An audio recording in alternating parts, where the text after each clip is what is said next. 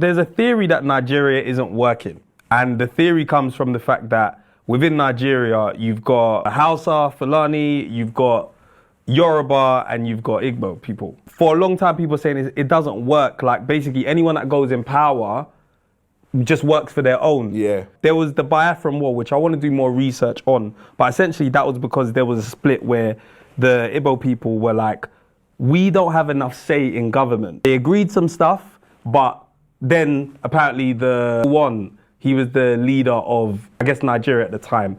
He basically went back on his word and said, nah, like, we're not going to give you that power. So the war happened, and a lot happened within that war. There was a point where the guy was planning to nuke Biafra, bro. What? I was like, in Nigeria? Like, you're going to do it to your own place, just a region of Nigeria.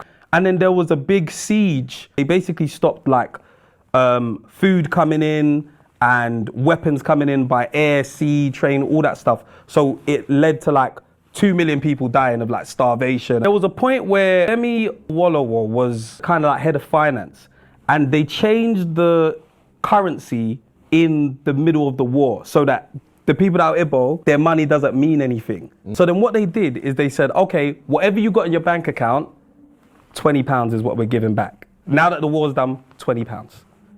So if you had bread, if you was Igbo and you had bread, you just got £20 now. That was their whole sense of let's spread the wealth about again. There was a policy, they called it indigenization, Nigerian Enterprise Promotion Decrees, which basically saying that anyone that wants to kind of do business in Nigeria, indigenous people should own part of it. That's a good thing because it means that you can't just come here and do business. Now, 60% of that business, if you're coming to do business here, or if foreigners want to invest, then we need to own 40% of whatever you're investing in. When some companies rolled over and said, all right, cool, we'll do it, they redistributed the wealth to, obviously, whether it be the Yoruba people or Fulani people, all that stuff. And those people that are Igbo people didn't get anything. They were saying that you can trace a lot of Nigeria's wealth to like that moment in the 70s. Like some families blew up then. I feel like we need to start asking, how did people make money? Like where did people's money actually come from?